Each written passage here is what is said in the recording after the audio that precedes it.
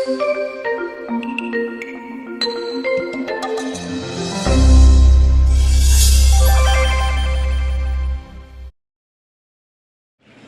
lugar ang sobrang pag-aalala sa buhay ng nakakaalala na ang Panginoong Hesus ay hindi lang buhay, kundi nananahan sa puso ng bawat mananampalataya.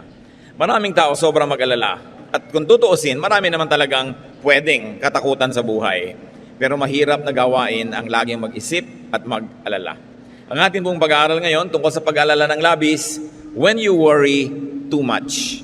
Pag sobra kang mag-alala, mamroblema, ano kaya ang dapat gawin? Salamat Panginoon dahil kayo'y buhay. At kayo ang buhay na siyang pwede naming asahan, pagmulan ng aming sigla, ng aming pag-asa. Turuan niyo po kami Panginoon na laging maalala ito at ngayon sa aming pagtitipon, mangusap po kayong may kapangyarihan. Pauwiin niyo po ang aming mga pangamba, mga alalahanin. Patawarin niyo po kami sa aming mga kasalanan at linisin niyo kami sa aming mga karumihan. Punan niyo po ang aming mga kakulangan at paging dapatin niyo kaming tumanggap ng karunungan, pagpapala, pagpapalaya mula sa inyo. So we ask you, Father, to be the speaker. Enable us to bask in your glory, Lord, in your love, and to enjoy your presence, and to be liberated and empowered by your word. Speak powerfully. We reject all lies and falsehood in the name of Jesus our Lord, and may your truth set us free. Father, we thank you in the name of your Son, our Lord Jesus. When you worry too much, you might be having too much idleness. Pagka isang tao, maraming panahong mag-alala, siguro maraming sobrang free time. Hindi masyadong abala, hindi masyadong busy. Sabi nga ng Handbook of Proverbs na tinipon pa noong 1855, an idle mind is the devil's workshop. Ang isip na hindi puno ng mabubuting bagay, pinupuno ni Satanas ng mga alalahanin at mga kasalanan. So, ang dapat gawin kung sobrang maraming panahon para dyan, get busy or get busier. Kaya marami po sa nagkakaedad na mas magpag-alalahanin. Warrior. Kasi maraming panahon mag-isip. Laging nakaupo, nanonood ng paglubog ng araw. Madaling araw pa lang ay mga gising na. At kung minsan ay hindi pinapayagan ng kalusugan nila na sobrang maging aktibo, marami tuloy oras mag-isip. Kaya maaari namang punuin ang isip ng ibang bagay at nang hindi magkaroon ng lugar ang pag-aalala. Pero ang maganda, lalo't pinapayagan pa tayo ng ating katawan, is maging abala sa pagkilos. Work. Because work tires our body and shuts off our minds. Try tiring yourself during the day with work, with exercise, because moving well, is good for us. It gets our blood flowing at naitataboy ang mga pangungulila, ang mga kalungkutan. Kaya mahalaga ang tao busy. Pero yung sobra namang busy, ganun din ang nangyayari. Because too much preoccupation can backfire. Sabi nga na, many fears are born of fatigue. Pag ang isang tao ay sobra-sobra din namang pagod, ang isip niya nagkakaroon din ng mga kalungkutan at alalahanin. When you worry too much, baka wala ka masyadong tanim na mabuti at natatakot kang umani ng itinanim. Baka marami ka pang tanim na masama, kaya nag-aalala ka tuloy. Kasi kung marami kang itinanim na mabuti, nananabi ka sa pagdating ng bukas dahil baka mamunga na ang mga itinanim mo. Galatians 6:7, do not be deceived. God cannot be mocked. A man reaps what he sows. Hindi tayo pwedeng dapat magpadaya kung ano itinatanim daw ay inaani. Kaya kung nakapagtanim na tayo ng maraming hindi maganda sa buhay, it's time to uproot bad plants. Pwede pa naman niyang bunutin, may pag-asa pa. Kahit nakapagtanim ka na at nalaman mong damo ang itinanim mo, hindi maganda, bunutin. Stop doing wrong kung ginagawa yun at nagawa na. Repent and seek forgiveness. Maraming nabuburang utang pag humihingi tayo ng patawad at tayo ay nagpapakumbaba. At ang dapat gawin habang may panahon, magtanim ng mabuti. Kahit naman may edad ka na, marami pa ring oras para gumawa, magsabi ng mabuti. Ang old age nga, ang pinakamagandang panahon para ituwid ang mga liko, itama ang mga mali, at tapunan ng liwanag ang mga madidilim na bahagi ng ating nakaraan. When you worry too much, baka kulang sa pananalig. Perhaps you're lacking in faith. Sa Matthew 8:24-26, without warning, a furious storm came up on the lake so that the waves swept over the boat. But Jesus was sleeping. The disciples went and woke him, saying, Lord, save us. We're going to drown. He replied, you of little faith, why are you so afraid? Then he got up and rebuked the winds and the waves, and it was completely calm. Well, actually, rational naman at valid yung fear nila dahil malakas ang bagyo, sinasalanta ng bagyo at ng mga waves at mga alon at hangin yung kanilang sasakyang pangdagat. Hindi naman imposibleng matakot ka nun at hindi naman yun unreasonable. Pero nakita natin yung statement ng Panginoong Hesus dito. He equated fear with lack of faith. Kaya pag marami tayo mga takot at kinakatakutan, ang dapat nating siyasatin yung ating pananalig. We should check our faith. The more faith we have, the less fears. The more fears, it means the less faith. Sabi nga, faith is the assurance of things hoped for, the evidence of things not seen. And if you're assured and you have evidence of God's goodness through faith, you will be much, much less prone to worry. Kaya si Pedro, nung pinalakad ng Panginoon sa tubig, nung siya'y nag-alala, natakot, siya'y lumubog. Matthew 14:29-31, "Come," he said. Then Peter got out of the boat, walked on the water, and came toward Jesus. But when he saw the wind, he was afraid, and beginning to sink, cried out, "Lord, save me." Immediately Jesus reached out his hand and caught him. "You of little faith, why did you doubt?" In both cases, yung lulubog na bangka at lulubog na Pedro, pareho silang sumigaw, "Lord, iligtas niyo po ako o iligtas niyo kami." At sila naman ay sinagip ng Panginoon at muling napanatag. So nakikita natin, pwedeng mangyari na mag-alala tayo, pwede tayong malibang na manghina ang pananalig, pero pag nararamdaman na natin yun na tayo ay tinatalo na ng takot, magpaligtas kay Jesus, manalangin, tumawag, dahil yung example, nakita natin, ang tumatawag sa Panginoon, sinasagip niya. Kaya kung minsan nakakalimot tayong manalig, nakikita mong ninenervyos ka na pala, takot na ang naghahari sa iyong buhay, pangamba, anxiety, even panic, remember Jesus and call upon Him. Siyempre, nakakapanik yung lumulubog ka sa tubig, tulad ng panik ng maraming taong iba't ibang korte at hugis at kulay, but the Lord is still Savior of all our worries and Savior from all our concerns. When you worry too much and you think that your faith is a problem, then ask for more faith. Humingi. Kuminsan ang ating mga panalangin parang grocery list, shopping list, hingi nito, hingi nun. Maganda idagdag dyan yung bagay na hindi material. Humingi ka ng karagdagang pananalig, tibay ng pananalig, sapagkat yung taong may tibay ng pananalig, kahit anong bagyo ang dumating, kahit anong warning at signal ang marinig, hindi siya nababagabag. Mag-alala man, konti lang. Hindi siya natatalo at hindi siya nasasakal ng takot. Kaya ang sabi ng mga apostles sa Luke 17:5, increase our faith. Yan ang panalangin nila sa Panginoong Jesus. Sapagkat napatunayan kulang ang pananalig nila, ang hiningin nila, dagdagan yon. And it's very important for us to practice faith. Habang ito'y pinapractice mo, you put it to use, lalong tumitibay, lalong lumalalim ang ating pananalig. Kung tayo mapag-alala, baka kulang sa kaalaman sa mga pangako at salita ng Diyos. Kung alam kasi natin ang mga pangako at salita ng Diyos, halos lahat ng concern natin covered. And I dare believe every concern is covered. Nung nananalangin itong sa Solomon, sa Panginoong Diyos, masdan natin ang kanyang paggunita sa mga pangako ng Diyos sa langit. 1 Kings 8:25. Now, Lord, God of Israel, keep for your servant David, my father, the promises you made to him when you said, you shall never fail to have a man to sit before me on the throne of Israel. If only your sons are careful in all they do to walk before me as you have done. And now, O God of Israel, let your word that you promised your servant David, my father, come true. Malakas ang loob nitong Solomon na humingi sa Diyos sapagkat alam niya ang pangako ng Diyos sa kanyang tatay na si David. Kaya sabi niya, yung mga ipinangako niyo po sa ama ko, tuparin niyo, O Diyos. At pagka ang Diyos ay nilalapitan natin, na ang daladala natin ay yung pangako niya mismo at salita niya, ay nakakatiyak tayo na yun ay i-honor. Because God will always honor His word. Solomon, knowledgeable of God's promises to his father, claims it. So it's important for us, bago dumating ang worry, bago dumating ang fear, to know, then to claim and apply God's provision.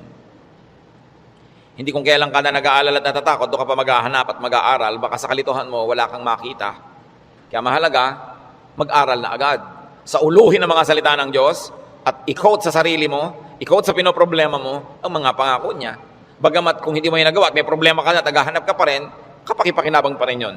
Pero tiyak na kapakipakinabang lalo kung ginagawa natin before the need arises. Psalm 119 verse 50, Sa lahat po ng mga nagdurusan, nahihirapan, memoryahan nyo itong verse na to, alalahanin, gunitain, anumang wika. My comfort in my suffering is this: your promise preserves my life. 5 very big words here. Suffering. Namnamin natin ang Psalm 119:50, sabi, my comfort is my suffering. So unang-una, suffering. Pagka atin pong inalala yan, there is suffering. We all go through suffering. Pero sabi niya, my comfort in my suffering. Bawat suffering, bawat pagdurusa, may kakambal na ginhawa. May kakambal na pampalubag loob, pampalakas ng loob. Sa niya, my comfort in my suffering is this: your promise preserves my life. So, ang pangako ng Diyos, ang ginhawa ng mga nahihirapan, at ang salita ng Diyos ang nagpapalawig, nagpapahaba ng buhay ng tao. Kaya napakahalaga na alam niya ang mga pangako ng Diyos. Kung alam natin ang mga dealings ng Panginoon sa mga taong ang buhay ay nasa Biblia, nakita natin ang mga pinayagan ng Panginoon na hirap, at kung paano sa kahalos kaduluduluhan ay biglang darating ang rescue, biglang darating ang tulong, dahil mayroong dahilan ang Diyos. At ngayon, hindi lang nailigtas yung mga tao na yon, nagiging huwaran pa natin na maging tularan natin sila, ang kanilang pananalig at ang kanilang pagkapit sa Diyos, lalo't lalo may mamabigat na mga suliranin. Psalm 119:116, sustain me according to your promise, and I will live. Do not let my hopes be dashed. So, sabing ganon, hawakan mo ako, akayin mo ako, patuloy mo akong buhayin ayon sa iyong pangako. At siguradong ako'y patuloy na mabubuhay. Huwag mo akong hayaang mawalan ng pag-asa. Maraming magagandang pangako ang Diyos. Dapat alam natin. When you worry too much, baka kulang din sa panalangin. James 5:13, is any one of you in trouble? He should pray. Nakita nyo yung simple, mabisa, makapangyarihang solusyon pag ang tao may trouble? He should pray. Unang-una, prayer can change the situation. And even if prayer doesn't change the situation, praying will change your heart. Kaya hindi pwedeng yung prayer walang pakinabang. Maaaring gawin ito yung ginugusto natin na mabago ang sitwasyon, malutas ang problema, dumating ang solusyon, etc., etc. O kaya hindi man ganon, nabago naman ang pananaw natin, nabago ang ating pag-iisip, ganun pa rin ang bunga, tumahimik ka. Ang mahalaga naman sa tao, yung payapa siya eh. Yung tahimik ka kahit may problema, kahit nga hindi masolve yan, tahimik ka pa rin. Daig mo pa yung nasolve yung problema, pero magulo pa rin siya ang isip niya. Kaya ang mahalaga yung kalooban. At napaka-importante nito mga kapatid, tandaan natin, hindi ninyo kayang kontrolin ang mundo. Hindi ninyo kayang kontrolin ang global warming. Hindi nyo kayang kontrolin ang earthquakes. Hindi nyo kayang kontrolin ang mga political turmoils. Hindi nyo kayang kontrolin maging sakit.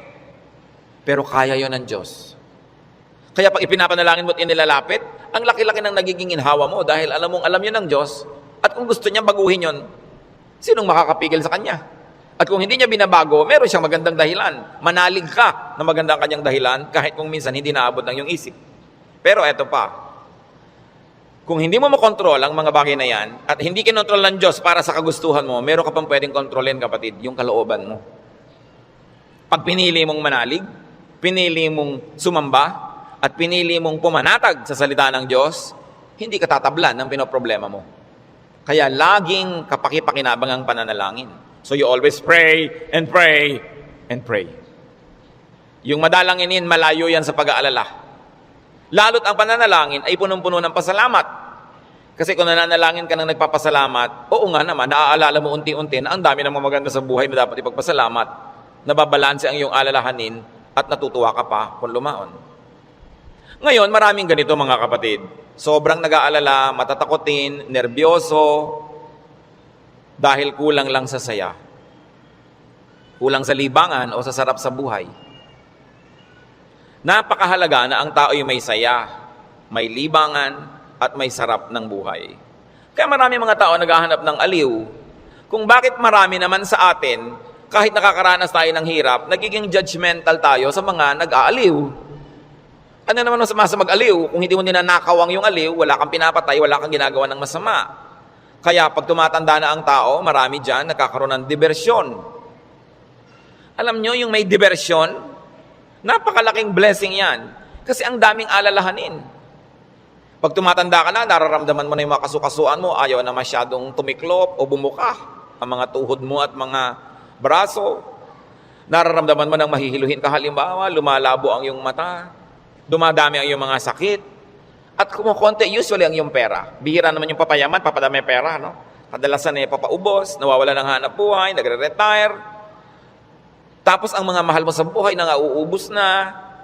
Ang lahat ng mga tiya mo, magulang, ubos na. Parang yung kayo na lang na magkakapatid ang next in line. No? Dati may mga matatanda kang tinitingnan, pinagmamanuhan. Ngayon, wala na. Ikaw na lang lagi ang pinagmamanuhan. So inisip mo, ako na kaya next. Yung lampas ka na sa alas 12 tanghali ng buhay, yung mga nasa alas 3, alas 4:30 ka na, alam mo yun na malapit na akong humarap sa mga katotohanan. Alam niyo yung mga ganon, sobrang magbigay ng alalahanin. At hindi na iintindihan nyo ng mga tao na hindi pa nakakaranas noon. Kaya marami sa ganong edad, mga past 50, kung kailan pa nagkaroon ng ganong edad, machichismis pa, ang bata-bata naman ng boyfriend ni kumare. Kung biyuda naman siya, ano? Di ba? Kung bata ang boyfriend niya, naiinggit ka. Di ba? Ang bata-bata naman ng girlfriend ni ganon, kung biyudo naman siya o wala naman siyang asawa, ano naman ngayon? If there are 2 less lonely people in the world. Do not be judgmental sa mga tao naghahanap ng saya. Kasi kadalasan, yung saya mo na lang ang nagtatawid sa'yo sa dilim ng gabi. Yung konting saya mo na lang ang nagbibigay sa'yo ng dahilan para mabuhay pa uli, para bukas o next week. Yung konting libangan mo ang nagbibigay sa'yo ng liwanag sa otherwise, ang dami-dami mo mga alalahanin sa buhay. Hindi dapat silang ginajudge. Pag may nakikita kang dalawang taong magkasama, hindi sila magkaedad, sabi mo, ang tanda-tanda naman ng boyfriend niya. Baka naman kulang siya sa pag-ibig ng magulang nung araw. Mabutit nakakuha na ng husband, meron pang tatay. Kung minsan bonus, may lolo pa. Inggit ka. Di ba? Kung minsan naman, bakit kaya ang bata-bata nang nagugustuhan ito? May edad na siya. Kung puro kapwa matanda niya ang nakikita, ang pinag-uusapan laging arthritis, blood pressure, blood sugar, mga katarata, glaucoma, nakaka-depress. Kaya kung minsan masarap kasama yung bata na walang iniisip ng mga alalahanin, puro happening at gimmick ang naiisip, nalilimutan mo mga problema mo. At yung problemang hindi nasosolve, malaking bagay kung nalilimutan man lang kahit sandali. Because you keep your sanity and you keep your cheerfulness. Mga kapatid, huwag kayong killjoy sa mga taong humahanap ng ligaya kasi hindi nyo naman papaligayahin Halimbawa, yung nanay nyong byuda, may boyfriend. Mano, byuda naman. Bakit sasamahan mo ba siya pag gusto niyang manood ng TV? Sasamahan mo ba siyang manood ng sunset? Hindi rin naman. Busy ka rin sa sarili mong asawa at mga anak. Tapos pinagkakaitan mo yung nanay mo, yung tatay mo ng kaligayahan. Ang mga tao kasi maraming dala, maraming problema. Matuwa tayo pag nakakakita sila ng konting itinatawid sila sa ganong mga hirap. Pasalamat ka na hindi na nga ikaw ang magtatawid at hindi na ikaw yung kailangang laging nandoon. People have needs. Kaya kailangang maging maunawain. Kaya kung marami tayong mga alalahanin, baka kulang ka lang sa entertainment. Hindi naman masama yung entertainment basta wala kang binibreak na law of God. Kumisa kasi yung mga relihiyoso kung bakit galit na galit sa mga tao. Hoy, alam mo, Christian na Christian si nakita ko siyang nagbingo. Kung lumigaya ba siya, hindi naman ninakaw sa'yo yung pantaya. No? So, marami magtatanong niya sa akin and marami will feel uncomfortable. But, lalo yung mga may edad na nating mga nanay, mga tatay, kung ikaliligaya nila, diba, kakausapin mo ba yan sa haba ng mga kwento? Hindi naman lagi. Basta't walang nananakawan at hindi ka naman naghahangad, gusto mo lang malibang. Kung gusto ng Panginoon, tayo ay magkaroon ng buhay na masaya. Si Elijah, propetang-propeta, natalo ng lungkot, gusto tuloy mamatay. 1 Kings 19:3-5. Elijah was afraid and ran for his life. When he came to Beersheba in Judah, he left his servant there, while he himself went a day's journey into the desert. He came to a broom tree, sat down under it, and prayed that he might die. I have had enough, Lord, he said. Take my life. I am no better than my ancestors. Then he lay down under the tree and fell asleep. Nakita niyo ang problema niya, natatakot siya, nagtatakbo siya, napagod, tapos iniwan pa niya yung assistant niyang lalaki, nag-isa siya maghapon, magdamag, sobrang nalungkot, na-depressed tuloy, pinaghahalo-halong gutom, pagod, gusto tuloy mamatay.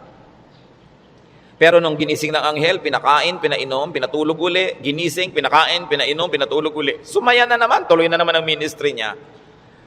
Mahalaga, nakakatawid ka sa difficult days.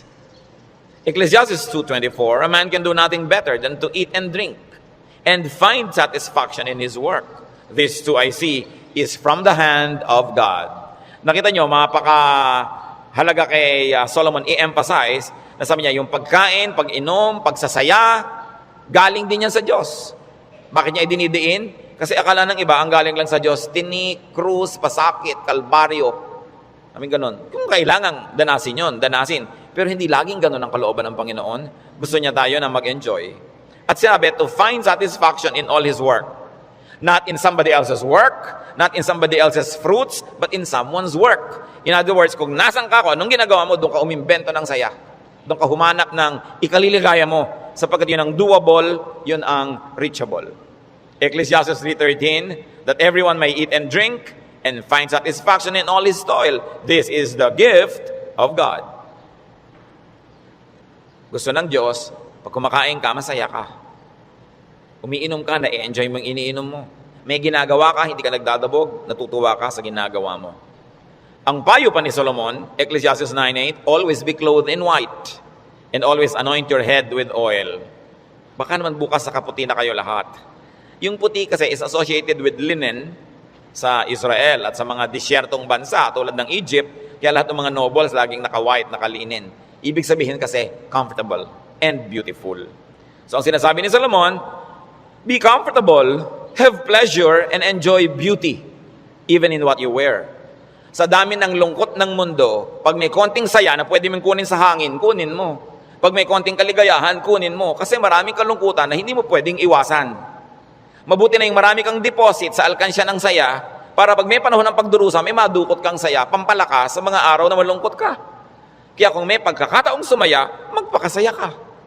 May pagkakataong gandahan ng environment, gandahan mo kasi kung minsan napipilitan kang tumingin sa hindi maganda. Meron kang pagkakataong guminhawa, pag ginhawahin mo, kasi maraming beses hindi ka maginhawa at wala kang magagawa tungkol doon. So buti na yung marami kang pabaon sa sarili mo, na saya, tawa, kagandahan, para pagka panahon ng tagsalat, meron kang panggagalingan ng lakas. Surround yourself with what is beautiful and pleasurable and comfortable. Sabi nga ni Balagtas, sapagkat ang mundo'y bayan ng hinagpis, mamamaya'y sukat tibayan ang dibdib. At ang isa sa mga pagpapatibay niyan, whenever you can be happy, be happy. So that when sadness that cannot be avoided comes, then you are well equipped. Because yung balance mo, kahit ma-withdrawhan ng lungkot, yung sayang nakatago, ang balance mo, marami pa rin sayang natira. Kaya ministry natin, mga kapatid, na magpasaya rin sa isa't isa. Hindi magpalungkot. Hindi may nagsasaya, maiinis ka. May nagkakakanta ng I did it my way, babarilin mo. No? Hayaan mo siya magkakanta. Alam mo ba kung anong problema niya sa buhay? Baka kailangan niya ang kidney transplant. Baka yung asawa niya may cancer. Baka ang mga anak niya walang pangmatrikula. At gusto na niyang tumalon sa ilog na walang tubig dahil El Nino. Kaya ang laki ng problema. Tatalo ka sa ilog, di ka malulunod. So malaking problema yun. So kumanta na lang siya ng I did it my way kahit wala sa tono. Babarilin mo pa. Surviving na nga yung tao. Marami sa atin, they're just trying to survive. Kung minsan nagdadamit ng akala mo payaso o Santa Claus o snowman, hindi mo siya maintindihan. Pero kung nagpapaligaya pa sa kanya, hindi naman ninakaw sa iyo yung suot niya, anong paki mo? Hayaan mo siya, masaya siya. Hindi natin dapat ginadjudge yung kapwa according to our standard. Ako, hindi ko isusuot yan. Siguro, kontento ka sa buhay mo ngayon, masaya ka. Iba kami hinahanap siyang ligaya na hindi mo naman ibibigay. Ano ngayon kung gano'n na suot niya?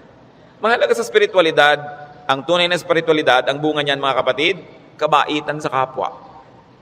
Kung hindi ka mabait, kahit sa ulo mo yung buong Biblia, sayang lang. Para ano? When you worry too much, baka sobra ka ng pakikinig sa balita. Bad news. Yung makinig sa balita, manood ng primetime TV, garantisado, lulungkot ka. Kung hindi ka naman mawalan ng ganang kumain dahil oras ng hapunan. Babae, tinadtad, sinigan, inilagay sa drum, nilagyan ng semento, hinulog sa dagat. Gusto nyo bang panghimagas yan sa inyong paghahapunan? O kaya appetizer, kung late kayo wala kayong mapapala kapapanood niyan. Hindi nyo naman kailangan malaman. Nananakot lang para bumenta. Siyempre, because bad news is good news in journalism. Ibig sabihin, papansinin ng tao. Pag nagpapakinig ka sa mga El Nino, La Nina na yan, mga earthquake, takot ang aabutin mo. May magagawa ka ba dyan? Ikaw ba si Bernardo Carpio? Sige, pigilan mo ang paggalaw ng lupa para huwag lumindol. Kaya mo ba yan? So yan ang mga takot na hindi mo naman kailangang entertainin. Kasi wala ka naman magagawa tukol dyan. Kaya manalangin ka. Yan sabi, pray, pray, pray. Siyempre, marami pang nananakot, ay padami na ng padami ang tao sa mundo. Actually, pag nag-aeroplano kayo, makikita nyo, dami pang lupang walang laman eh. Nagkakagulo lang yung mga tao sa mga bayan-bayan at crossing, pero ang dami pang maluwag. Napakarami ka lang siksikan kasi because of the imbalance ng economy. Natatakot ang mga tao na mauubos sa daw ang langis. Actually, mga daang taon pa yan bago maubos. At hindi pa nga nauubos, nakaka-imbento na ang tao ng mga bagong alternative sources of energy. Ang tao kasi fearfully and wonderfully made by God. We were made wonderfully. People will find a way as life finds a way. Sabi niyo ba, papangit na ang buhay? Hindi totoo yun. Tingnan nyo lang ang cellphone na hawak nyo o nasa bag nyo, malalaman nyo umasenso ang buhay. Nung araw, mayayaman lang ang mga may telepono. Yung halos gumapang ka sa lupa, kumatok, pwede po bang makitawag, Mrs. Cruz? Di ba? Dahil sila lang ang may telepono, siya naman may rollers pa. Mamaya! Ngayon, kahit balot vendor, may cellphone. Hindi pa ba yan asenso ng humanidad?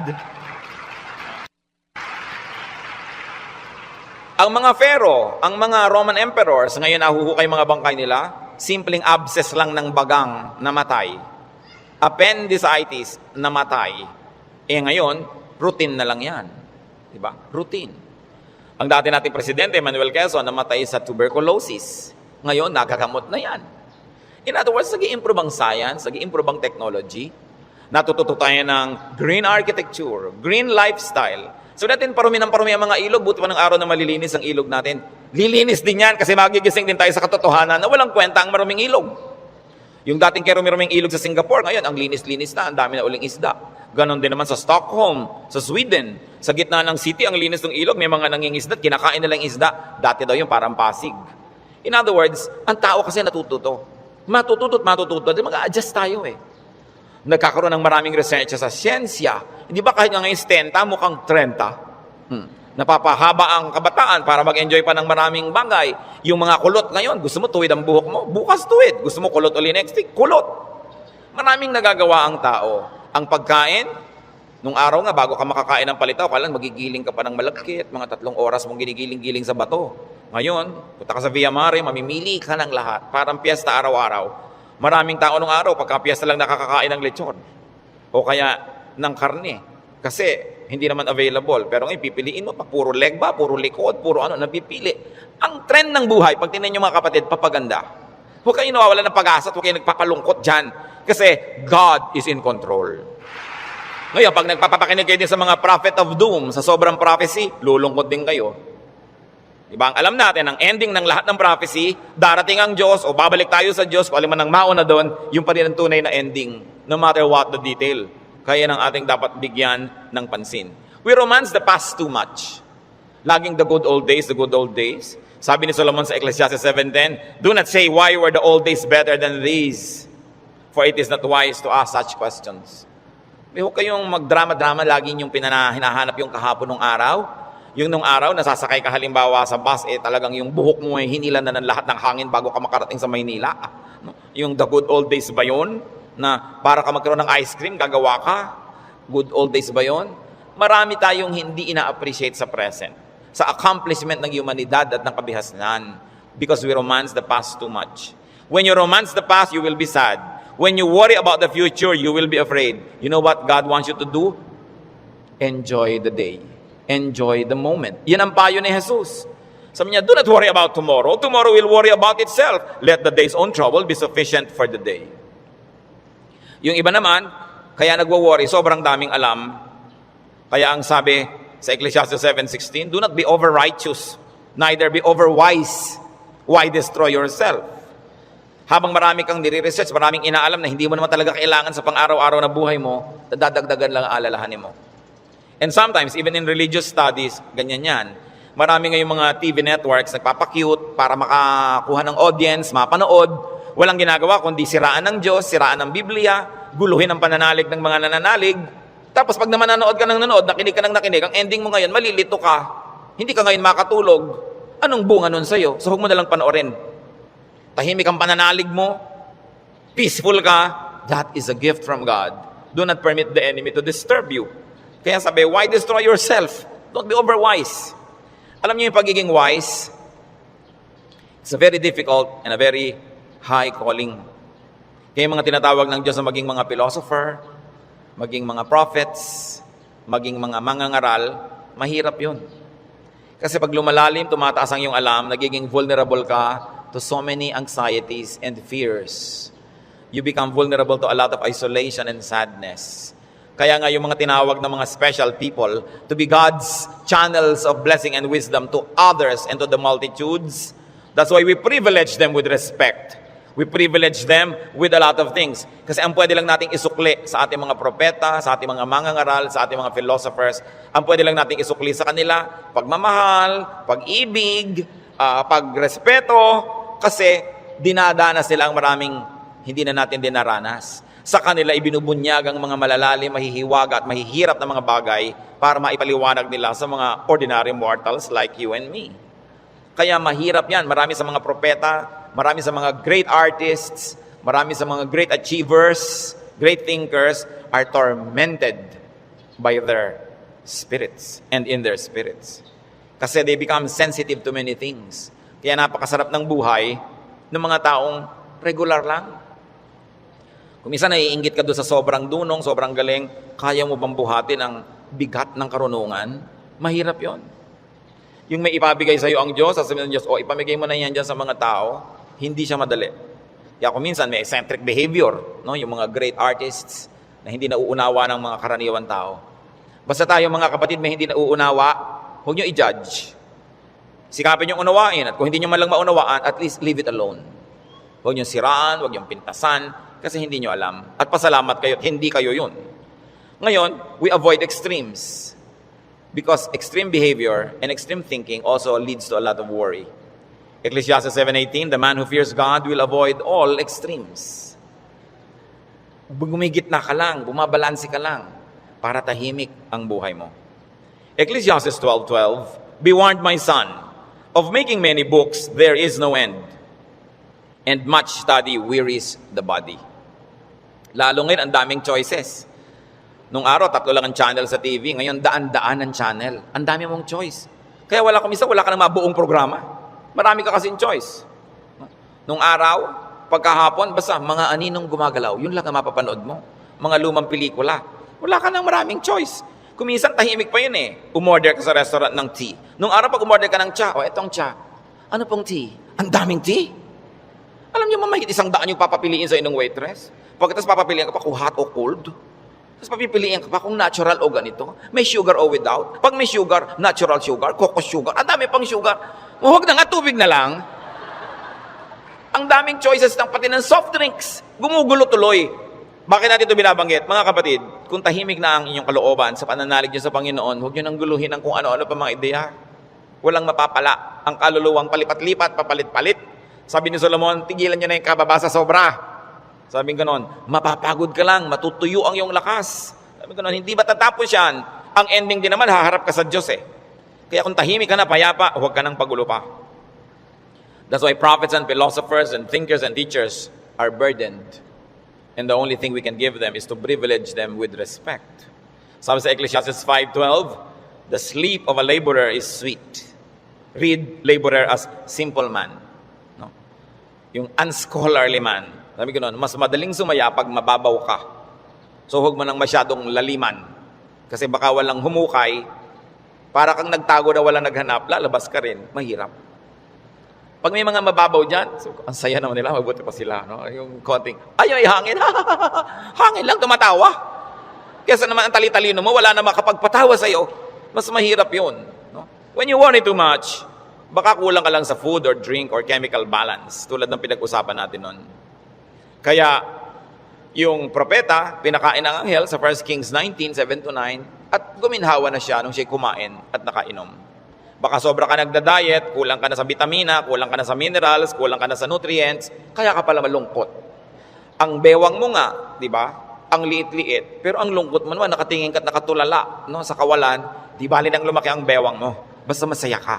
No? Ang mahalaga yung kalooban mong masaya ka. Kasi ang buhay, maiksi. Alam nga namang ubusin mo pa sa lungkot yan. Kailangan i-maximize mo yung saya. Kaya si Timothy na laging sinisikmura, sabi sa kanya ni Paul sa 1 Timothy 5:23, stop drinking only water and use a little wine because of your stomach and your frequent illnesses. So kulang siya sa chemical balance. Binabalanse. The Lord Jesus' prescription against worry, Matthew 6:26-34. Sabi niya, look at the birds of the air. They do not sow or reap or store away in barns, and yet your heavenly Father feeds them. Are you not much more valuable than they? Who of you by worrying can add a single hour to his life? So, ba't ka nag-aalala? Kita mo yung mga ibon, hindi naman yan nag-agriculture, pero pinapakain, buhay din yan. Mas mahalaga ka kaysa ibon. Kaya ang unahin mo, manalangin, lumapit sa Diyos, manalig. Tapos marami ka pang ibang alalahanin, etc., etc. Kaya sa verses 26 to 34 ng Matthew 6, sabi ng Panginoong Jesus, and why do you worry about clothes? See how the lilies of the field grow. They do not labor or spin. Yet I tell you that not even Solomon in all his splendor was dressed like one of these. And if that is how God clothes the grass of the field, which is here today and tomorrow is thrown into the fire, will He not much more clothe you, O you of little faith? Sabi, ba't ka nag-aalala kung ano isusuot mo? Mga little things pa yan. Kasi yung damit dyan, symbolic of all other things. Food and drink, symbolic of all our needs. Plus, what to wear. Sabi niya, nakita mo yung mga damo. Hindi naman gumagawa ng tela yan. Hindi yan naggagawa ng damit. Pero kahit si Solomon, sa kanyang kayamanan, hindi nakapagbihis tulad ng magagarang damo na yan. At kung yung mga damo na buhay ngayon, bukas ay tuyot na at sisigan na lang, ay dinadamitan ng Diyos ng maganda, ikaw pa kaya ang pabayaan ng Diyos? So pag nag-aalala tayo, tumingin ka sa lumilipad na ibon, kaya dapat hindi tinitirador ang ibon, dahil anong titingnan mo kung walang lumilipad? No? Hayaan nyo silang magliparan dyan. At tumingin ka sa damo na maganda, tumingin ka sa isda na maganda, tumingin ka sa lahat ng magagandang likha ng Diyos, ikaw pa kaya ang hindi alagaan? Kung yan nga, inaalagaan. Kaya sabi ng Panginoon sa Matthew 6, 26 to 34, kadugtong, so do not worry, saying, what shall we eat? Or what shall we drink? Or what shall we wear? For the pagans run after all these things, and your heavenly Father knows that you need them. Nag-aalala ka kasi alam mo kakailanganin mo. Huwag mong kalimutang alam ng Diyos na kailangan mo yun. At kung inassignan ka ng buhay ng Diyos na ganito kahaba, alam nga namang wala siyang ilagay na provision. Paano ka mabubuhay? Di hindi matutupad yung plano niya para sa'yo. Kaya pakakainin ka niya. Bubuhayin ka niya. Maaaring hindi siya laging gumawa ng himala, pero itinanim niya sa iyong isip, sa iyong puso, sa iyong naturalesa, na bubuhayin mo ang iyong sarili, kahit anong mangyari. Life finds a way. Kaya yung mga nagbebenta ng life insurance, pag tinanong mo, ba't po kayo nag-i-insure ng mga tao, paano kung mamatay lahat yan? Sasabihin nila, hindi. Kasi ang tao, talagang kahit anong mangyari, pananatilihin niya ang sarili niyang buhay. Kaya yun ang kakampi ng insurance company, yung pag-ibig ng tao sa buhay, nabubuhayin niya ang sarili niya. Ikaw ba halimbawa, pag may insurance ka, napapalitan ng paamong naputol, puputulin mo nga para mapalitan. Hindi, di ba? Hindi ko may insurance ka, gagawin mo yun. Kasi mahal mo yung katawan mo, mahal mo yung buhay mo. Itinakda yun ng Diyos. Kaya mananatili ang tao under His care. It is natural to us. So why worry about global warming? Luma na yun. El Nino or La Nina or earthquakes, lalong luma na yun. No? Pag tinignan yung mga guho ng mga Roman buildings ng 2,000 taon na ang nakalipas, noon lumindol. Laging may lindol. Lagi. Buhay pa rin ang buong humanidad. No? May mga nasasalanta, pero marami pa rin nanatiling buhay. At as we always say, earthquakes don't kill, but bad buildings do. Kaya nga nagkakaroon ng kapabayaan yung mga tao. Kumisan, mapahamak tuloy. Yung mga earthquake na yan, noon pa yan, unang panahon pa. Hindi na yan bago.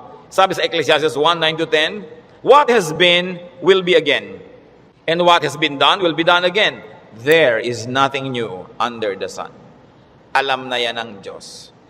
Nagkaroon lang kasi ng pangalan niyang El Nino kaya naging warriors tayo. Nung araw pa sinaunang panahon, hindi umuulan, yung mga tao magpoprosesyon sa mga bukid para umulan. Nangyayari na nun. Pero may bukid pa rin, may tao pa rin, dumadami pa nga. Is there anything of which one can say, look, there is something new? It was here already, long ago. It was here before our time. And if it was here before our time, then it was God designed, God ordained. It is in accordance with God's will. And if God promises that He will take care of you, and He knows the natural things that will happen, God knows how to take care of His people. Yun ang dapat nating panghawakan. Hindi ka padala sa takot, sa mga sensational news. Kapatid, kung ano man ang pinoproblema mo, nandyan na yan, matagal na. Inilagay yan dyan ng Diyos. O kung hindi man, pinayagan niyang malagay yan dyan, alam niya. At kung alam ng Diyos, pwede kang magtiwala. Huwag mong problemahin. Listen, church. Ang problema, nagiging problema kasi pinoproblema. Pag hindi mo pinroblema, di hindi problema. Kaya dalawang tao, dalawang ina, yung isa yung anak, wala pa, 2:00 na ng umaga, balisang-balisa, hindi makatulog. Yung isang ina naman, tulog na tulog, parehong wala yung anak nila. Yung isa kasi pinoproblema niya, yung isa hindi. Malaki na yon, alam na niya umuwi. Lalong-lalo kung may pangatlo pa na hindi naman problema, tapos sabi niya, ipinanalangin ko na sa Lord. Wala ako sa kinakalagyan ng anak ko ngayon, pero nandun ang Diyos, so binilin ko na. In fact, mas mahal naman ng Diyos yung anak ko kaysa mahal ko yung anak ko. So magtitiwala ako at matutulog ako dahil anong mapapala kung gising ako dito? So iba-ibang attitude, pare-parehong sitwasyon. Your attitude will shape your lifestyle. No? Ganun yun. Kung minsan, merong mga asawa na hindi na halos pansinin ng asawa nila, laging wala. Merong mga nag-aalala, bakit siya laging wala, etc. etc. Meron mga, salamat, wala siya. Marami akong magagawa ngayon, walang abala. Nasa sayo yan, kung anong gagawin mo sa buhay mo. Pero hanggang hindi mo pinoproblema ang isang bagay, hindi yun problema.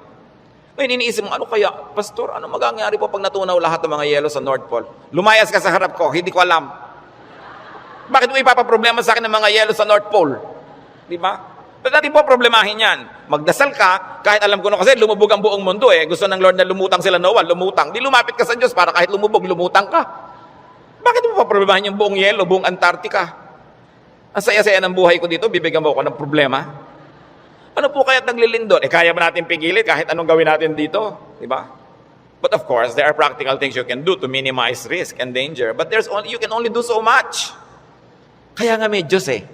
Para yung hindi mo kaya, ipasa Diyos mo. Magtiwala ka at mag-enjoy ka ng buhay. Gumawa ka ng mabuti. Kaya tayo gusto ng Diyos na pumanatag, tumahimik, para sa kapanatagan at katahimikan, ma-inspire kang gumawa ng mabuti. Hindi lang para magpasasa sa sarap. Your stability in life, your wealth, your security, your health, should not only be used for your personal enjoyment. It must become the springboard for much nobler missions in life. Na kumbaga, wala ka ng needs, so pwede ka na magbigay. Malakas ka naman, pwede kang tumulong. Tahimik ang loob mo, pwede kang umakay, umunawa sa mga magugulo ang loob. Kaya gusto nating pumanatag, umayos, hindi lang para magpasarap. Para magawa natin yung misyon na ibinibigay sa atin ng Diyos na maging blessing tayo sa ating mga kapwa-tao. So, brothers and sisters, think about the things you worry about. It's your decision if you like to turn them into problems. Pag pinroblematize mo. Maraming mga tanong pa, mga doktrina na hindi natin alam. Ano po kaya ang itsura natin sa langit? Hindi natin alam. Ang problemahin mo, mapasama ka doon. At alam natin yan, manalig ka sa Panginoon, humingi ka ng tawad para sa iyong mga kasalanan, tanggapin mo si Jesus sa Panginoon tagapagligtas, at siya na ang may problema sa mga detalye. Bakit mo pinoproblema? Kahit naman tayo magtalo, mapuyat, hindi natin masasagot. Ipa sa Diyos ang mga bagay. Ito ang isa sa mga pinakamalalalim na regalo ng Diyos sa atin sa pananalig. Nagkakaroon ka ng kapayapaan. Nagkakaroon ka ng katahimikan. Matthew 6:26-34, karagdagan. Sabi ng Panginoon, sa halip ng mga problema kayo, seek first His kingdom and His righteousness, and all these things will be given to you as well. Therefore, do not worry about tomorrow, for tomorrow will worry about itself. Each day has enough trouble of its own. Huwag laging alalahanin ang nakaraan, nakakalungkot. Kaya pag kami mga medyo senior ladies magpa-party, tapos ini-invite ako, baka ang tugtog nyo, puro 60s and 70s, ha? Ayokong pumunta. Puro na lang tayo nung high school natin, nung ganyan. Wala na ba tayong future? Puro past na lang ang pinag-uusapan? Kaya kung minsan nakakatamad na rin umatin ng mga high school reunion, walang pinag-uusapan ko din nakaraan. Mahalaga ang tao, engaged niya yung today, hopeful siya about tomorrow, may mga plans siya pinag-uusapan, hindi puro past, hindi puro lungkot. Kasi sayang ang isang araw na inubos mo sa lungkot, pwede mo namang pasayahin. Okay, maganda rin naman kung minsan makinig ng mga lumang tugtog, mag-alala ng kahapon, pero huwag sobra. Because when you romance the past, you will be sad. Marami pa tayong, kaya hindi pa tayo kinukuha ng Diyos, may today pa, para mabuhay tayo today. At yung bukas, hawak niya yan, hindi natin hawak, so huwag yung agawin sa Kanya. Kaya nagiging mabigat, inaagaw niyo sa Diyos yung pagbuhat sa past. Pero yung today, kayang-kaya nating hawakan sa tulong ng Diyos kasi ibinibigay niya sa atin yung today. So sabi niya, ang alalahanin mo lang yung today. May maiinom pa po kaya tayo, Pastor, sa 2020? Ang layo pa nun. May tubig ka pa sa bahay mo ngayon, meron po, masaya ka na. Bukas, lalagyan ulit yan ng Diyos. Sabi, give us this day our daily bread. Bakit mo lulutasin yung problema ng isang buong buhay sa isang araw? Yung lakas mo para lang sa problema ng araw na to, inuubos mo sa napakaraming araw na problema, kaya kinakapos. Pero lahat ng problema sa araw na to, kasya ang pagpapala ng Diyos sa araw na ito. Kasya. Humihirap kasi yung blessing today, hinahati mo para sa problem tomorrow. Yung problem tomorrow, may kasamang blessing niya yung nakakambal. So yung ngayon ang atupagin mo sa buhay. Hindi ibig sabihin na hindi ka na magpaplano ng future. Nagpaplano ka generally, but you don't get obsessed with that. But don't fail to live the moment, to savor the moment, because it will never happen again. Alam nyo, kahit anong iniintay nyo, pag wala kayong ginawa kundi hintayin yon, ganun lang pala, sandali lang tapos. Araw ng kasal, anibersaryo, fiesta, event. Ang tagal mo pinaghahandaan, tapos sandali lang natapos. Ay, tapos na. Marami kasi, nahihirapan silang ihanda yung darating pa, pero pag nangyayari na, they are too busy trying to be perfect, hindi nila na-enjoy. Tapos na. Wala na, lugi na sila. So, enjoy the moment. Pag kami ikinakasal ako, may ibinubulong akong gano'n. Minsan may tinatanong sa akin, ano po yung ibinulong nyo, Pastor? May mga pakialamera kasi, pati ibinulong mo, tinatanong. Sabi ko, wala. Sinabi ko lang, pagkakainan na, kumain kayong mabuti. Huwag kayong mag-entertain ng mga bisita. Tayo kayo ng tayo. Kasi this is your first meal together as husband and wife. Enjoy it. Stop being warriors and perfect hosts. Enjoy your meal. Ito yung meal, enjoyin ko. O, debut mo ngayon, enjoyin mo. Huwag mo nang isipin na kung anong bagay. Kasi mamaya, tapos na yan eh. Dapat ine-enjoy. Pag pangbukas, malayo pa. Do not worry. Focus on today's concerns and pleasures and enjoy whatever can be enjoyed. Philippians 4:6-7.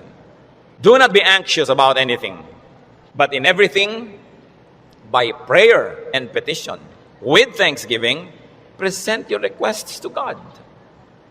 And the peace of God, which transcends all understanding, will guard your hearts and your minds in Christ Jesus. Sabi, huwag kayong mag-alala, huwag kayong matakot, huwag kayong magpanik tungkol sa kahit anong bagay. At sa halip na yan, sa pamamagitan ng pananalangin taimtim na may kalakip na pasalamat, ilapit nyo sa Diyos ang gusto nyo. Sabi niya, at makikita nyo, yung kapayapaan ng Diyos na mahirap unawain, imposibleng makamit, mararamdaman ninyo. And you will feel secure. So pagka nagigita yung anxious mga kapatid, nag-aalala, anong dapat gawin? Pray. With thanksgiving. Hindi lang prayer, puro request. May thanksgiving. Kasi nga, habang naaalala mo yung pagpapasalamat mo, naaalala mo, oo nga naman, maraming maganda sa buhay. Pati ikaw, nababago. Don't be anxious about anything. So do not problematize life in its details. And 1 Peter 5:7 is so very, very powerful. Cast all your anxiety on Him because He cares for you. Sabi, ibigay nyo kay Kristo ang inyong mga alalahanin. Kasi Lord, nag-aalala po ako tungkol sa buhay ko, nag-aalala ako tungkol sa impyerno, nagpapaalala ako tungkol sa buhay na walang hanggan, sa kabilang buhay, nag-aalala ako tungkol sa kakainin ko, sa ganito, sa ganon. Sabi ni Jesus, binayaran ko na yun sa cross, bakit inaalala mo pa? Bayad na yan ha. Kaya sabi, cast all your anxiety on Him. Kasi bayad na. Ipapaalala sa iyo ni Jesus, huwag mo nang problemahin, tapos na yan. Binayaran na. Kaya nga ako nagdugo, nasugatan, mahirapan, nagdusa, namatay, para hindi ka na magdusa. Bakit ginokopya mo ako, hindi naman ikaw ako? Ba't ka naman problema? Problema ko yan. Kaya nga si Jesus, Savior. He is Savior. He is Lord. Lord over all our problems and cares. Kaya sabi ng Ecclesiastes 11:10, so then, banish anxiety from your heart and cast off the troubles of your body, for youth and vigor are meaningless. Sabi, palayasin mo, iwagwag mo ang mga problema mo. Kaya ang laki ng gawa ng word na word, banish. Hindi lang sinabing remove, banish anxiety. And this word anxiety in its original word and language is the same as the clinical word now for anxiety. Yung halos masiraan ka ng bait sa pag-aalala, sa takot, sa panik, sa nervyos. Sabi, iwagwag mo yan, tanggalin mo yan. Hindi yan bagay sa mga anak ng Diyos. Do what it takes para matanggal yan. Kaya mga sinabi natin, maghanap ka ng ligaya, manalangin ka, get busy, alisin mo ang dapat mong alisin, palitan mo ang iyong mga pag-alala ng panalangin, ng kapayapaan, ng pananalig. Bakit? 1 John 4:3, the one who is in you is greater than the one who is in the world. God who lives in you is greater than the spirit that scares you. Kaya napakahalaga na isipin yan, yes, I am a winner because Jesus Christ is a winner. Matthew 10:29-31, sabi ng Panginoon, are not 2 sparrows sold for a penny? Yet not one of them will fall to the ground apart from the will of your Father. And even the very hairs of your head are not all numbered. So don't be afraid. You are worth more than many sparrows. Yung maliliit na ibon sa Israel, ang mura-mura, dalawa nun, isang pera lang. Para halos economic value. Sabi ng Panginoon, hindi ba ang mumura ng mga ibon na yan halos walang halaga? Pero wala ni isa sa mga yan ang namamatay nang hindi alam ng Diyos at hindi pinapayagan ng Diyos. Pati sila, pinapayagan muna ng Diyos na mamatay bago mamatay. Alam ng Diyos ang nangyayari sa kanila. Eh ikaw, sabing ganon, pati nga number ng buhok mo dyan sa anit mo, alam niya. Alam ng Diyos kung ilan ang nalaglag sa unan kagabi, sumama sa shower, ilan niya kung ilan yung tumutubo, alam niya kung ilan yung nalalagas. Ibig sabihin, ang pagkakaalam ng Diyos sa buhay natin, very updated and very detailed. Kaya sabi niya, huwag kang mag-alala. Higit kang mahalaga kaysa maliliit na ibon. Kaya pinapahalagahan ng Diyos ang iyong buhay, pahalagahan mo rin, at huwag kang matakot kahit kailan. Ano ang mga ipinag-aalalan niyo mga kapatid? Sa mga binanggit natin o sa mga hindi natin nabanggit, palayasin niyo sa buhay niyo yan. At saka sabi niyo, Pastor, ang laki po ng problema ko, walang solusyon. Walang solusyon? Sabi ko, hindi problema yan. Dahil ang problema, may solusyon. So ang sana pala, pag may problema ka, may kakambal yun na solusyon. Hindi pala yung problema. At lalo namang hindi problema pag walang solusyon. Wala palang solusyon, di huwag mo solven. Tanggapin mo. Dahil yun ang realidad. Hindi siya problem. Reality siya. So huwag mong ibahin. Dahil yung pala yun walang solusyon. So may solusyon o wala, makabubuti sa iyong unawain yun. Huwag nating problemahin ang buhay. Life is not a problem to be solved. It is a gift of God to be enjoyed.